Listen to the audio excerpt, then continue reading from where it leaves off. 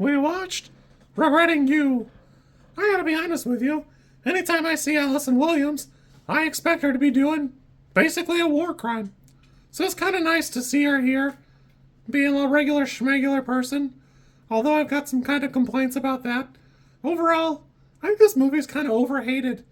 I kind of enjoyed it. It is made out of the same slop that all of Colleen Hoover's all of Colleen Hoover's books are, but there's an element that's like heartfelt and feels so good, dealing with like a real trauma, and everything feels full and put together. For what it is, I think Josh Boone does about as good as you can with what he's got here. I don't think that there's like a version of this that does better unless it's either 20 to 30 minutes shorter or 20 to 30 minutes longer, and by the end of hour 2, it had overstayed its welcome a little bit. There's a degree of it where the chemistry's there, but it feels like Franco and Williams just don't have it together. But for like a Hoover story, Franco's kind of a side character by comparison to the mom and the daughter, which is fine. For what it is, it's fine. It's basically like a better version of a Hallmark movie, so there's an element of it that it just is what it is. I will say that I personally like these characters quite well, and Boone even is doing something kind of interesting. For me, whenever you see a text message on screen in the name, I don't personally need to hear the voiceover of what the character would sound like. I think that sucks. It's not necessary, and it's kind of jarring. Especially in this context where Mason Thames walks up every time it happens. Him and his clenched jaw, they're always right there. And I don't think he's got bad chemistry, it's just a weird thing. Also, you can't just go, "Oh, my old man," and have it be Clancy Brown. You show that man some damn respect, boy. Anyways, it's either a little bit too long or a little bit too short. For me, it's a little bit too long. There's a couple of little bits where a little extra dialogue would have gone a long way. McKenna Grace spends a lot of the movie racking her brain upset about quote-unquote causing the accident, but she never questions that there was one accident and 2 deaths, because in the book, they're pretty clear that the dad had a flat tire, and then the sister picked him up, which is another lie that they had to work the way out of, but, you know, it just could have been there. There's just a little bit more that needed to go into this to make it something pretty good. Overall, it's decent. It's got a little bit too much of this or that, but it does some things really well. I like the text messages on screen, and then it did a pretty good job of, hey, this is what they were like when they're younger, and it's really just Dave Franco with different glasses and Allison Williams with a different wig or like colored hair, but it kind of just works. It doesn't need to be a whole other set of actors. It's fine. I understand that they don't actually look that age.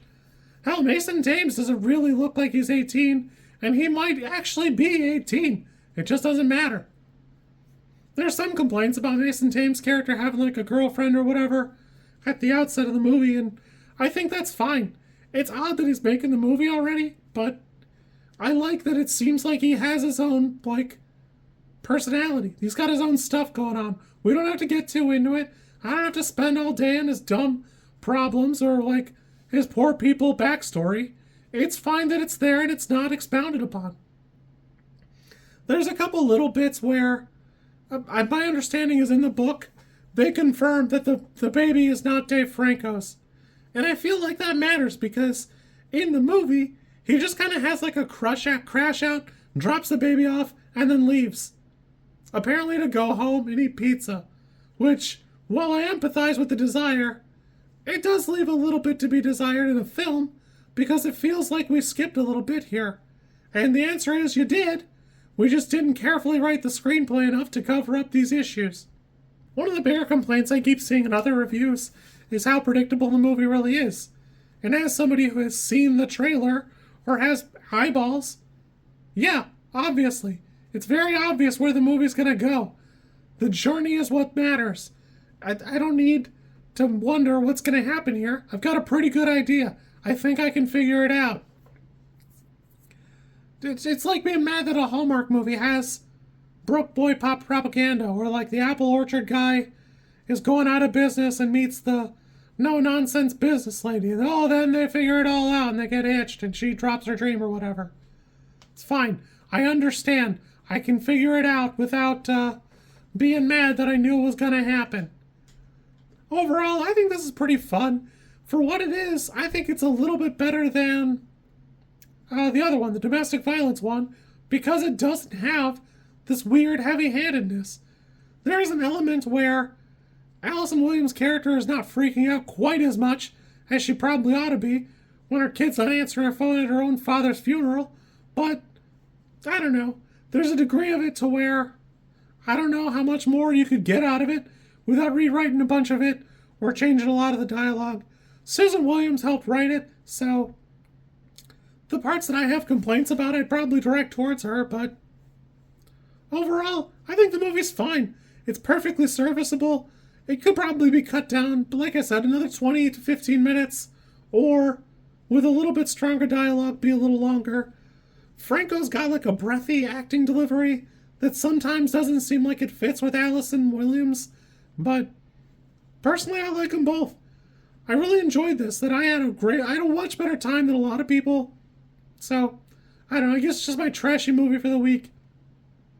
You kids be good, and yeah, have fun.